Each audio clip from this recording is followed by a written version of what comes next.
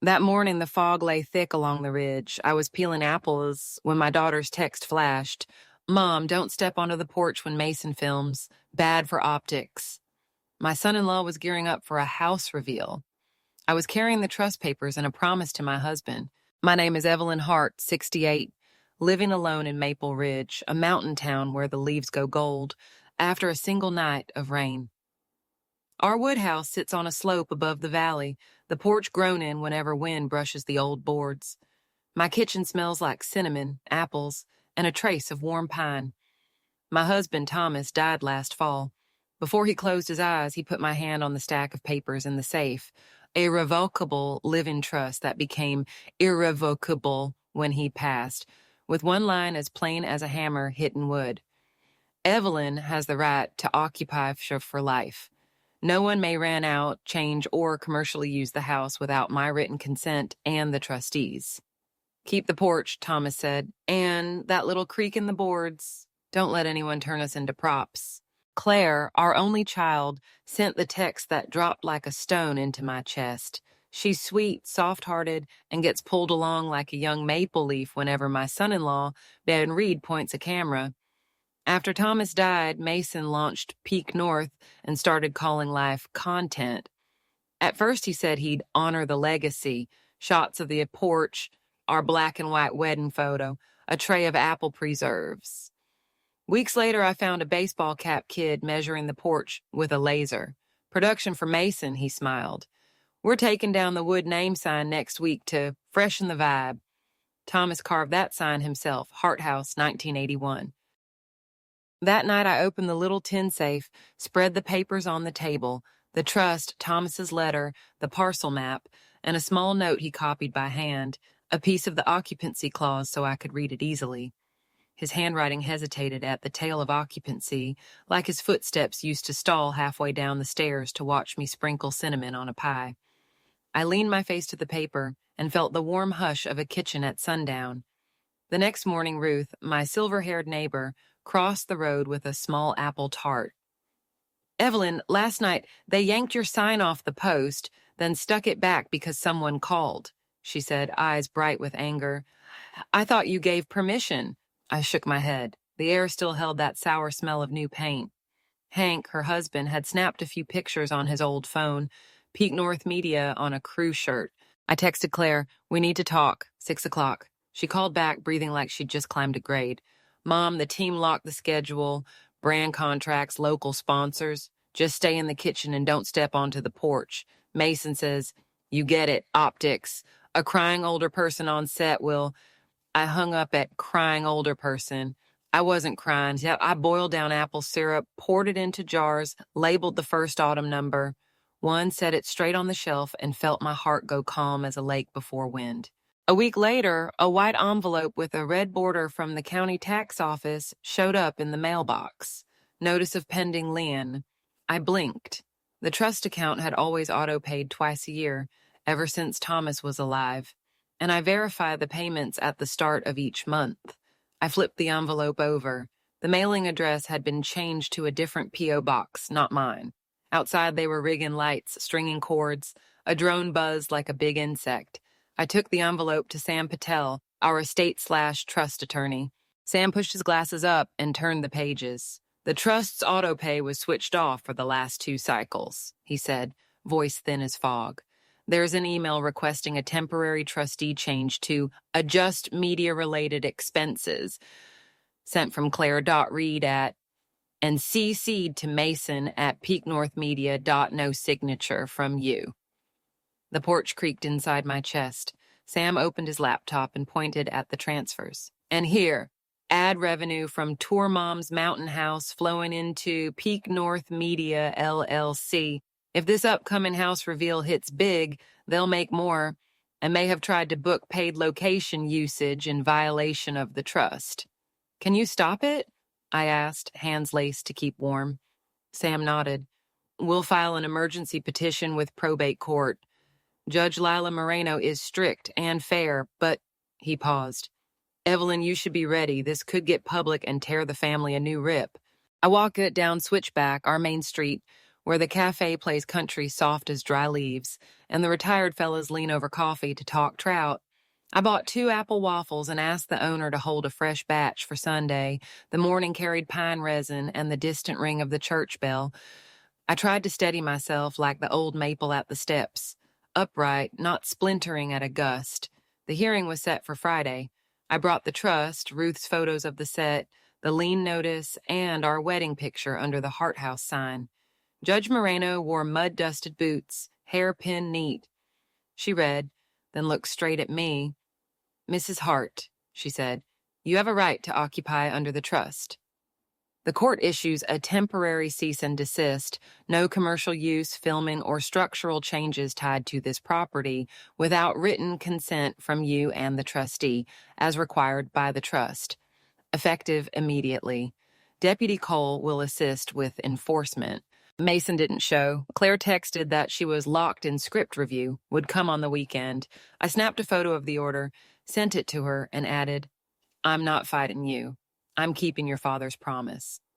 Hours later, Mason replied, each line appearing like pebbles dropping down a hill. "Bad for optics, Evelyn. The team signed. The video honors Thomas. Stirring this up now burns goodwill."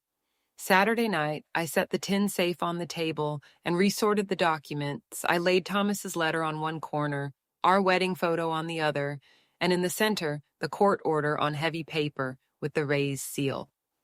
I brewed cinnamon tea and let the steam blur a patch of lamplight. I wrote Claire a note, each word slow. "I'll be there at 10 a.m. tomorrow when you hit live stream.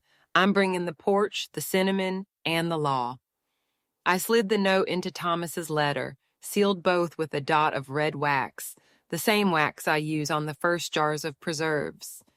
Sunday, the ridge wore a new coat, thin cloud tucked around the pines. Sunlight spilled through leaves like gold coins across the porch. Peak North had a white banner, ring lights bright as fake moons, and extension cords running through the last stand of garden mums. The drone swooped, camera eyes swelling. On a side table, they lined up sponsor boxes. I wore an old brown sweater, combed my hair flat, tucked a stick of cinnamon and the order into my pocket. Mason came out in spotless sneakers and a fresh jean jacket, smiling at everyone the way leaves flutter when wind arrives. His face glowed, the kind of glow that forgets whose porch he's standing on. He saw me step onto the top stair, chopped his hand to cut, then hurried over and whispered, "Evelyn, don't. Optics, viewers don't want old person drama. Please, step inside." His please sounded like an order. I stood straight and spoke low. "Optics don't outrank truth, and the truth is this house has a clause." I didn't open the waxed envelope. I left it in my hand like an apple waiting for the knife. Mason pasted his smile back on and turned to the camera. "Welcome to a very special house reveal," he said, voice round as a commercial. "This isn't just a house, it's a rebrand of family legacy for the modern lifestyle." He swung an arm toward the porch like a game show host. I heard a countdown on a phone. 3, 2, 1. I took one more step down. Judge Lila Moreno arrived right on time, walking through the gate with Deputy Cole and Sam Patel. I didn't wave, her muddy boots were signal enough. They moved through light stands and prop boxes like folks stepping off a field and into harvest. A camera hand looked at them, then at Mason, then at me, face draining. "We're live, Mason insisted, smile shrinking. "Please, leave it rolling," the judge said, voice flat as a lake. "This is the court enforcing an order in a public setting you chose for a live stream. Transparency will be useful." She handed the order to Mason, then looked into the lens. "I'm Judge Lila Moreno of the County Probate Court. Under the Thomas and Evelyn Hart Trust, the right to occupy grants Mrs. Hart lifetime residence and the right to withhold consent for commercial use, filming, or structural changes unless both she and the trustee sign off in writing. I issued a temporary cease and desist on Friday. It takes effect right now." Comments on an assistant's phone began to pour like rain. "OMG, what is happening? Is this scripted? Right to occupy?" "She's the mom," Mason swallowed. "There's a miscommunication," he said, trying to block the frame. "We're doing a good thing for the family brand, honoring Thomas. It's all papered." "What papers?" Sam Patel opened his case and pulled out screenshots. These are payout statements from YouTube and the ad broker, revenue from Tour Mom's Mountain House routed to Peak North Media, LLC. The trust requires that any proceeds gained from using this property, including recording and distributing content, must have the life tenant's consent or be allocated toward taxes/maintenance. Meanwhile, the property auto pay was shut off for 2 cycles, triggering a pending lien. This is the notice. Tax mail was redirected to a P.O. box not belonging to Mrs. Hart. The drone dipped, rotors whining low as the battery waned. Deputy Cole rested a hand on the controller in front of a young assistant. "Take 5, son." He turned to Mason. "By court order, shut down the live stream, seal the active cameras, and vacate the property unless you're the lawful occupant." Mason looked to Claire, waiting for her to take his hand. She stood on the porch, eyes skittering like a child lost at the fair. She had light makeup on to look fresh, hair tied back. "Mom," she said, "I just wanted people to see how pretty our house is." Mason said, "If we don't modernize, the audience will drop off." I didn't know what a lien even is. I thought it was just paperwork. I opened the waxed envelope and took out Thomas's letter. The paper held the warm scent of old fibers and red wax. Cinnamon drifted from my pocket. I gave it to Claire. "He wrote this when he knew time was short," I said, voice shaking only a little. "He reminds you that you're the remainder beneficiary. You inherit after I'm gone. He asks you to keep the porch, the name, and me, not to turn me into a prop for anyone, even someone you love." Clara read a few lines. Her lip trembled, mascara thinned. She looked square into the phone camera, aimed at the 3 of us, then she shut it off. The equipment exhaled in a small chorus. Suddenly, we could hear birds again, as if the pines had been holding their breath. Mason pushed back. "You're killing my brand," he said, finally dropping Evelyn or Mom. "This town needs tourism, needs content. I bring people and money, a dusty order on paper. That dusty paper keeps a home out of hands that treat it like a cash machine," Judge Moreno said. "And there's the taxes. You forgot those." She nodded to Sam. He handed me the stack I already knew line by line. A motion to pull Peak North's related revenue into escrow to cover the lien and maintenance. The judge signed. Her gavel hit the porch wood with a sound like my heart dropping one step, then finding its rhythm again. Deputy Cole placed small seals on the 2 main cameras. "Folks, please step off the property," he said kindly. The Peak North kids avoided my eyes, hugging light stands and coiling cords, trampling a clump of mums by accident. Ruth planted herself at the gate, lips tight. Hank raised his phone, then put it away as if a photo might bruise me. Mason backed up, then again. A local sponsor's pickup idled at the road. The driver checked his phone, looked at Mason, and shook his head. I didn't stare.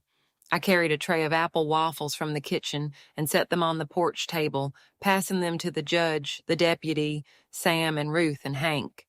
We ate quietly, listening to leaves touch leaves. The cinnamon lifted into the air and softened the sting of a morning when love and law had to be pulled straight like a taut line. The days after slid cold as creek water through my fingers. Lat and numbing, probate court issued a longer order under the trust, reaffirmed my right to occupy barred commercial use, and required Peak North Media to deposit a portion of revenues earned by exploiting my house into escrow to pay the lien and maintenance. The tax office saw auto pay restored, heard Sam explain the address change and management confusion, and kept the penalty small. Sam, Claire, and I went to the post office. A salt and pepper clerk slid across the form to restore my original mail-in address. The wooden mailbox door snapped shut with a clean clang that sounded like an end to a messy reel. Mason stayed in a rental down by Switchback. I heard sponsors pulled out. A few videos came down. Partners asked for clarity on property rights. Polite words hard as ice. His comment sections ran hot. Some polite, some cruel. I didn't read much. I read the notes from people over 50 who knew the loneliness of tending a house after a funeral, who said they exhaled when the porch wouldn't be shot full of screws. Claire came by on a clear early fall afternoon with a basket of wine saps. The air was glass. The maple by the steps burned a quiet gold, like a letter set on fire no one wanted to finish. She stood on the porch and said in a voice tucked into her collar, Mom, I was wrong. She pulled up a chair and sat across from the stove, watching the preserves simmer like a future no longer bleached by studio lights. I handed her the wooden spoon. Stir, I said. Don't let the sugar stick. We stirred a long while. Claire said Mason told her to stay out of the paperwork, that it was the professional way. She hadn't read the emails closely, just okayed them the way young people okay anything hazy. I love Mason, she cried, but I don't love how I started seeing you as a thing to hide whenever the camera arrived. My heart's safe door opened again, the little tin one that had held Thomas's letter for a year. I love you, I said, but I don't love being moved behind a sponsor's banner. Claire nodded. Tears fell into the pot and vanished like they were never there. And Sam came by to outline next steps. Claire's written pledge not to commercialize trust property, not to change mail or form any LLC tied to the house without the trustee, the invisible fence we needed to rebuild. I read, signed, and gave Sam a jar of autumn number 1. He smiled, eyes mild as a lake. That cinnamon, he said, is what the court staff will remember longer than the seal. I didn't ask Claire about Mason for a week. She slept in her old room where deer stickers still clung to the wall and a faded string of fairy lights hung limp. Each morning I heard her rinse the kettle, pour tea, open the porch door to the fog. She didn't pick up a camera, didn't press record, didn't put on makeup. She stood and looked at the ridge like an old friend she'd offended and was making up with by keeping quiet. Another Sunday came, church bells and 3 strokes. Ruth brought 4 crunchy hand pies. Hank lugged down a photo album he'd found in his attic. Thomas in a cap, midday grin, standing under Hart House. Back then, Thomas swore that sign would never come down, Hank said. We even bet. If anyone tried, he'd slam a cutting board from the beyond. We laughed. I looked at the porch and saw the sign standing steady as a stubborn rock. The kind people think is small, but that anchors the whole roof to the wind. That afternoon, Claire asked to shoot one small video. No money, not for Peak North. I want to film you poaching apples the way we did when Dad was alive, she said. In my mind, I saw Judge Moreno, muddy boots, eyes that didn't flinch at a camera. I nodded and propped my phone on a cup against the flour tin. Claire set it to video. Nothing fancy. I'll send it to the church ladies, she said. I smiled and pulled the pot close. Water dancing like rain on a tin roof. The secret, I told the lens, is not to rush. Same with keeping a home. Don't hurry to trade daylight for lights. The video ran 13 minutes. The wooden spoon against the pot sounded like a heartbeat coming back to steady. Claire didn't add music, didn't overweigh words, didn't drop links. She sent it to the ladies' group and to Ruth. That night, Ruth wrote back, "It's perfect. Warm as a quilt. No brand needed." A week later, the court mailed notice. The escrow from Peak North covered the lien, and the rest went into the trust's maintenance account. A note recommended Mason attend a legal education program for creators about property and privacy rights.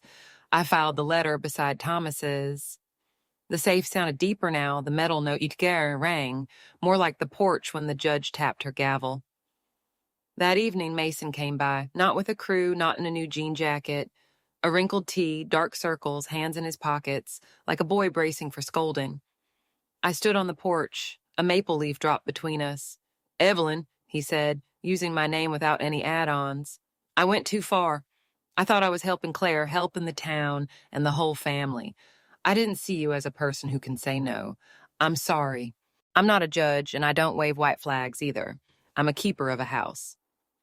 I looked at the red leaf, remembered the drone's angry whine, remembered the word optic stuck in my throat like a fishbone. "Mason," I said, "an apology is a start, not a finish. You'll repay what's owed, learn what you need to learn, and stand in front of your own camera to say why you were wrong. Then you'll stay away from this house for a while. When you know how to step onto the porch lightly, like family, not like a convoy of lights, then knock." He nodded, eyes wet. He turned toward Claire. She stood in the doorway, fingers tight on the frame, like she meant to hold the house with her hand. "I will," he said softly, "not for optics, for right." This time the word right didn't clang like spin. It fell quiet on the step and lay beside the maple leaf, gentle. The apple festival arrived. The town set up stands in front of the church, bunting snapping in the wind. I brought 2 more batches, autumn number 2 and number 3, in my crooked handwriting, Ruth sold pies. Hank told stories about Thomas's fishing. Claire worked the oven, hair tied back, no makeup, sweat beading like a dusting of frost. Folks stopped by to ask about the porch, and that day, and I smiled. The porch is still standing. Thank the Lord. They nodded, dropping bells into the jar to fix the steep road. That night I turned on the porch light. Wind made the glow sway like water. I missed Thomas, the sound of his boots on the steps, his cap on the hook, the way he tapped the Hart House sign each time he passed, as if ringing a small drum to say, I'm home. I pulled up a chair and watched Maple Ridge sleep. Roofs like a patchwork quilt, the main street quiet, the mountain a big figure sitting guard. I thought about filial duty and being used, how there's a thin line between them. Maybe that line is law when it's used right. Not to smack family in the face, but to raise a fence with a gate and a latch and a bell, so when they come back, they know to knock. Before sunrise, I heard feet on the steps. I opened the door to Claire holding papers. Mom, she said, I terminated every Peak North contract tied to the house. Sam drafted an agreement, so I'll never change mail or touch the trust again. If you'll let me, I'd like to stay a few days, and no filming, just be. I opened the door wider. Wind slipped into the kitchen and pinged a copper pot with a small ting. I nodded. Stay, I said. This is a home. I don't want anyone to leave because of shame. I want people to come because they feel respected. We made breakfast, eggs, toast, thin-sliced apples dusted with cinnamon. Ruth tapped the gate and handed me a package. A new wood sign, carved to match the old, the grain brighter, with one extra line beneath. Right to occupy, right to belong. I ran my fingers over the letters. The wood was cool like a child's forehead.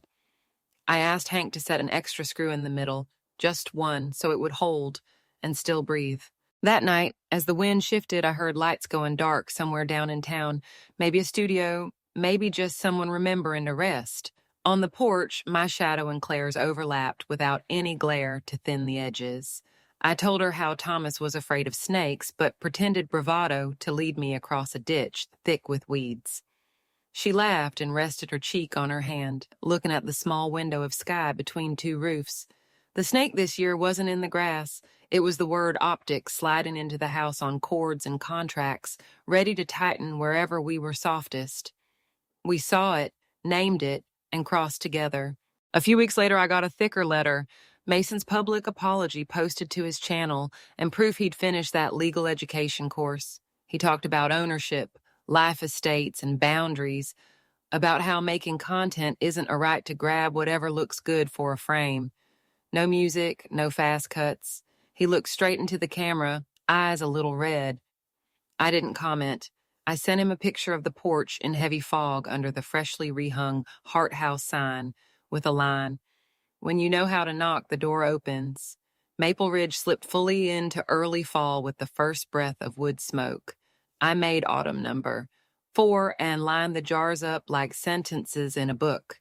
Each jar marked a day we didn't have studio lights in our faces, a night the porch wasn't measured by strangers, a morning when the tax mail sat exactly in the wooden box by the road. Each jar was a small breath of home. One evening, Judge Moreno stopped by, same muddy boots, same steady eyes. I handed her a jar. She lifted the lid and smiled. I like cinnamon, she said. It reminds me some things don't need optics. They just let off a scent. I poured tea. She told me about another case, an older man coaxed into a quitclaim deed for the sake of travel, video, convenience, optics again. She sighed and tapped her finger lightly on the cup, the sound echoing the gavel on our porch. A gentle reminder, the law isn't a rope to tie elders up. It's the handrail that gets them down the steps safely. Night fell quicker. I walked her to the door and watched her silhouette fold into the trees like ink. I paused on the porch and touched the new sign. The smell of fresh wood and old wood made a scent I couldn't name, part today, part yesterday.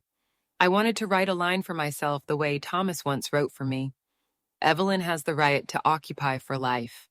I didn't need a gavel or a seal. I just needed to be here, breathing, hearing leaf on leaf, listening to the kitchen and to Maple Ridge tuck itself under a blanket of fog.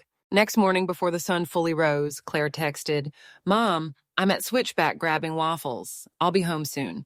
I set the kettle on. Steam fogged the window and broke the sunlight into bright flecks. I dropped a stick of cinnamon into the pot and heard the boil change key. Softer, warmer. I looked out at the porch. The sign was steady, the lights off, the door open, and through it all, a thin thread ran from a promise made by the one who's gone, to the right, held by the one who remains, over to the heart of a daughter learning to knock. I picked up my phone and opened the camera toward the simmering pot. I didn't tap live stream. I snapped one picture and sent it to Claire with a line. Secret to keeping apples intact: don't stir fast. Secret to keeping a home intact: don't rush to swap daylight for studio lights. Then I put the phone away and listened to the porch creak. That sound is freedom. No optics, no reveal, just being here and belonging.